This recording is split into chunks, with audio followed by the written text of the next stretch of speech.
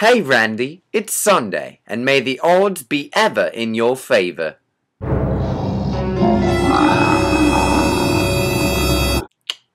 It's the magical, mystical, magic rainy. Wait. It's not Sunday, it's Tuesday. I apologize for the delay. I had a few things going on. I uploaded it today. I shot this on Sunday. Okay, back to the vlog now.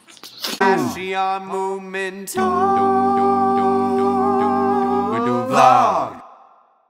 What's up, Randy? I apologize for not really being here lately. I've had a lot of stuff going on, you know, March Madness and stuff like that. Not the basketball, but the jazz and the schoolwork and all this crazy stuff going around. You know how it is. I mean, you're going to high school, so you know everything that's going on. So, yeah. So, over the weekend, as probably about 95% of all the teens in the U.S. did, I saw the Hunger Games. And, yeah, today I just wanted to talk about it. I thought it was good, but there were a few things that I wanted to talk about that needed a little bit of addressing, I felt, afterwards. Now, be warned, for anybody who hasn't seen the movie or read the books, this does contain spoilers, so if you don't want to hear, GTFO. Oh, I should be nicer. Get the frick out. Sorry, that's totally what I meant. I didn't mean to be mean or offensive or anything. Now, the main point I want to make here is that the Hunger Games first movie really captured the essence of it, but I don't entirely feel like it captured all the details and all the intensity that it could have.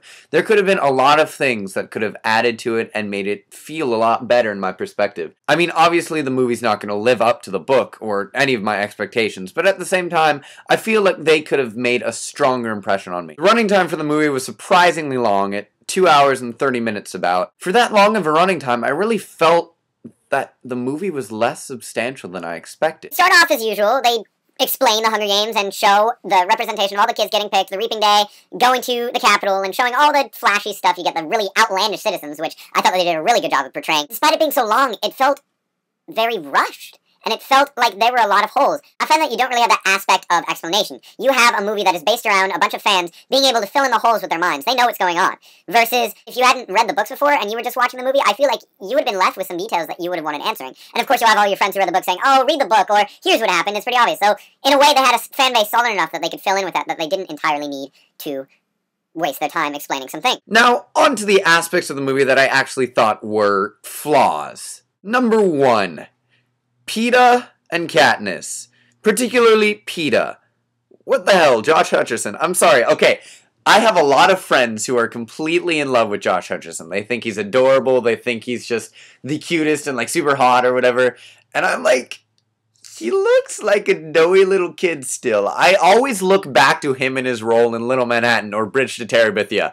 To me, his face looks exactly the same. He doesn't look like he aged at all. I mean, seriously, can we do a before and after picture of what he looked like in Little Manhattan, what he looks like now? Yeah, let's show it right now. See? Okay, look at the difference, really. They look very similar. Peeta, I thought, would be like a, I don't know, some sort of brown-haired kid who was a little bit more meek, but not childish. And when they're like, oh, you can pick up sacks of flour, you're so strong, you can pick up 100-pound sacks of flour and throw them at people. Not what I pictured Josh Hutcherson as at all. He is not strong. He is Doughboy, man. That should be his nickname. Peeta Doughboy, right? As his role, Peeta, he had, like, no chemistry with Katniss in the movie whatsoever. I mean, in the book, you see their emotional development and detachment so that by the end, when they finish the Hunger Games and they both win and they're taken up in the hovercraft, and you see Katniss just, like, desperately, like, screaming for him. You don't get that in the movie. In the movie, bright light, oh, everything's gonna happen, here comes the sequel. That's basically what it was. I felt no chemistry. Heck, there was more chemistry between Katniss and Cinna. There were so many innuendos in there, it was scary. I was laughing back there right before the Hunger Games began. That being said, I really loved the casting of Rue and Thresh. They were just perfect. They were exactly what I thought they would be. Rue was the adorable little girl who I thought Katniss really had a connection with, and I thought it was fantastic. Her cast role, as well as Thresh being that big tough, killing everybody, but being passionate at the same time. He was perfect. Both of them were perfect for the role. One thing I did really regret was how they didn't spend enough time on them. I mean, Rue, Thresh, Cato, Foxface, all those people. They didn't spend enough time on them. In the movie, I just don't see that character development. I see a bunch of people running around killing each other and not much else. I see, granted, there's Thresh coming in, and he does, you know, obviously the whole mercy thing because of Rue and what Katniss did for Rue, but it just doesn't feel as intense as in the movie. Also, you don't have the whole, oh, Kato and Thresh final showdown at the rock face thing that's gonna happen.